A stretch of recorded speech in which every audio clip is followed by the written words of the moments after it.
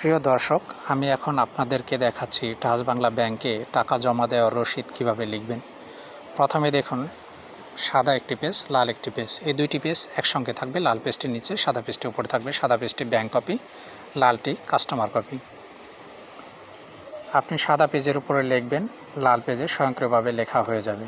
প্রথমে দেখুন, Dutch Bangla bank PLC, তার নিচে ব্রাঞ্চ নেম লেখা, ওইখানে শাখার নাম লিখে দেবেন। তার নিচে অ্যাকাউন্ট নেম, ওইখানে হিসাবের নাম লিখে দেবেন।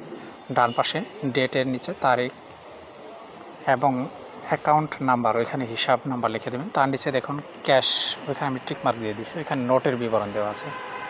আপনি যত টাকা জমা দিবেন, নোটের বিবরণগুলো ওই যে কয়টা নোট যত রকম আছে সবগুলো লিখে দিবেন।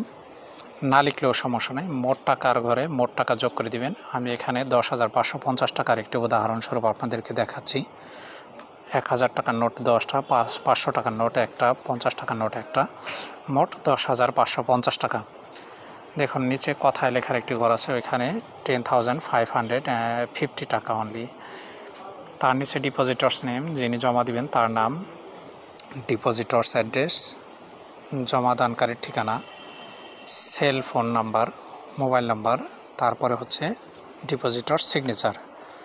এই সিগনেচারটি জাতীয় পরিচয়পত্রে যেরকম আছে ওই রকম দিবেন এবং 50,000 টাকার সমপরিমাণ বা তার চেয়ে বেশি টাকা হলে এই স্লিপের সাথে জাতীয় পরিচয়পত্র ফটোকপি জমা দিবেন। আমি লাল পেজটি আপনাদেরকে একটু দেখাচ্ছি। এটা হচ্ছে কাস্টমার কপি। ব্যাংক এই কপিটা আপনাকে ফেরত দেবে সাইন সিল দিয়ে। এবং সাদা পেজটি দেখাচ্ছে আপনাদেরকে একটু জুম করে। যারা এই পেজটি ইংরেজিতে লিখতে পারেন তারা ইংরেজিতে লিখবেন অবশ্যই, আর যারা ইংরেজিতে না পারেন বাংলায় লিখবেন।